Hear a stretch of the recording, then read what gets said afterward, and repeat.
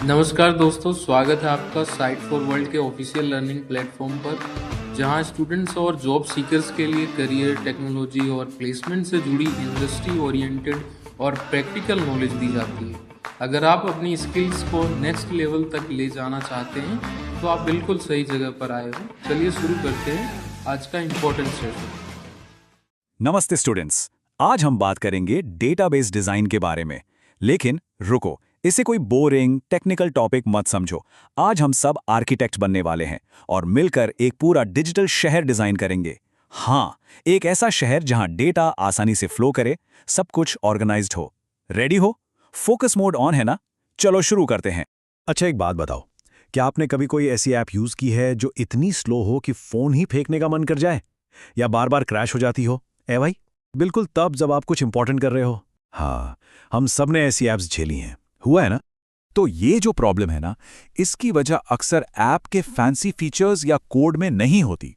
असली प्रॉब्लम छुपी होती है उसके ब्लूप्रिंट में, यानी कि उसके डेटाबेस डिजाइन में। बिल्कुल एक बिल्डिंग की तरह, अगर नींव ही कमजोर होगी तो इमारत तो गिरेगी ही। सिंपल। देखो, स्क्रीन पर एक खराब डेटाबेस एक मेंटेनेंस नाइटमेयर जैसा है। इमेजिन करो एक ऐसी गली जहां हर तरफ कचरा है, तारें उलझी हुई हैं, वहां कुछ भी ढूंढना या ठीक करना ऑलमोस्ट इम्पॉसिबल है। वहीं एक अच्छा डेटाबेस एक स्केलेबल सिस्टम है, एक साफ सुथरा वेल प्लान्ड शहर जैसा। और हमारा गोल यही शहर बनाना है। समझ आ रहा है ना हम क्या करने जा रहे हैं? ठीक है, तो इस डिजिटल शहर को बनाने का पहला नियम, रूल नंबर 1, क्या है? बहुत सिंपल है। हर बिल्डिंग का, यानी हर एक डेटा एंट्री का एक यूनिक और परमानेंट एड्रेस होना जरूरी है। चलो देखते हैं इस एड्रेस को कहते क्या है।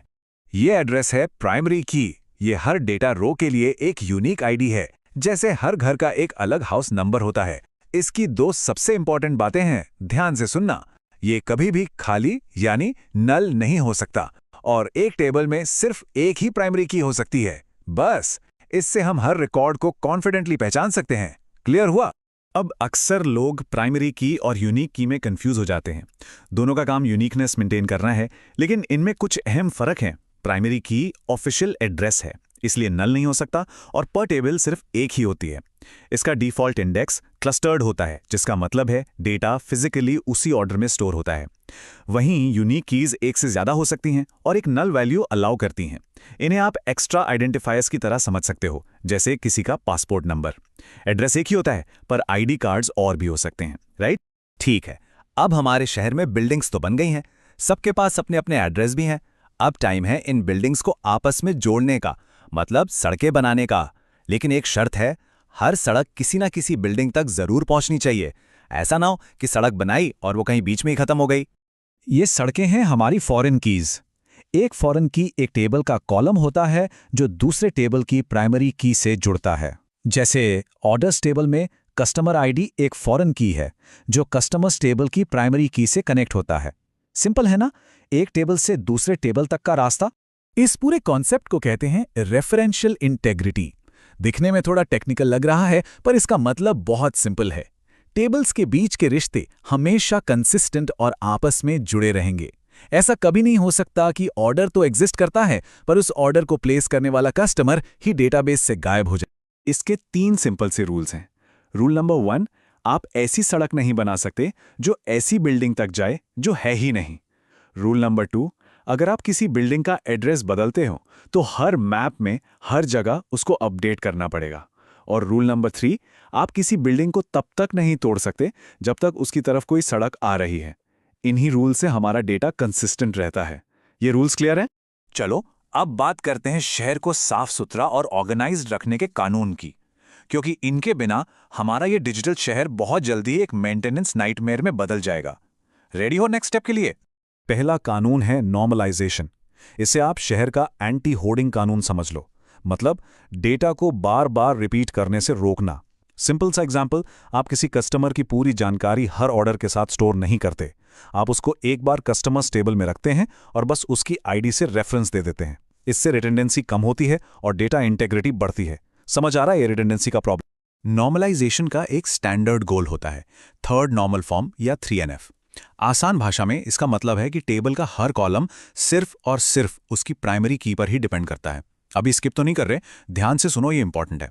सोचिए, अगर आप नॉर्मलाइजेशन नहीं करते और एक कस्टमर का एड्रेस 100 जगह स्टोर्ड है, अगर एड्रेस चेंज हुआ तो आपको 100 जगह अपडेट करना पड़ेगा। एक भी जगह मिस हो गया तो डेटा इनकंसिस्टेंट। 3NF ऐसी ही प्रॉब्लम से बचाता है। इसके अलावा कुछ और जरूरी कानून हैं, जैसे सही जोनिंग यानी हर डेटा के लिए करेक्ट डेटा टाइप यूज करना, और साफ सुथरे स्ट्रीट साइंस यानी क्लियर नेमिंग कन्वेंशंस फॉलो करना। जैसा कि हम देख सकते हैं, इन रूल्स को इग्नोर करने से रिडंडेंसी, खराब परफॉर्मेंस और फ्यूचर में बहुत ज्यादा कंफ्यूजन पैदा होता है। ये गलतियां नहीं करनी है, ठीक है? और आखिरी में, एक इतना शानदार शहर बनाने का क्या फायदा अगर किसी के पास उसका नक्शा, उसका मैप ही ना हो। इसलिए डॉक्यूमेंटेशन उतना ही, शायद उससे भी ज्यादा जरूरी है जितना कि डिजाइन। ये नक्शा है मेटा डेटा।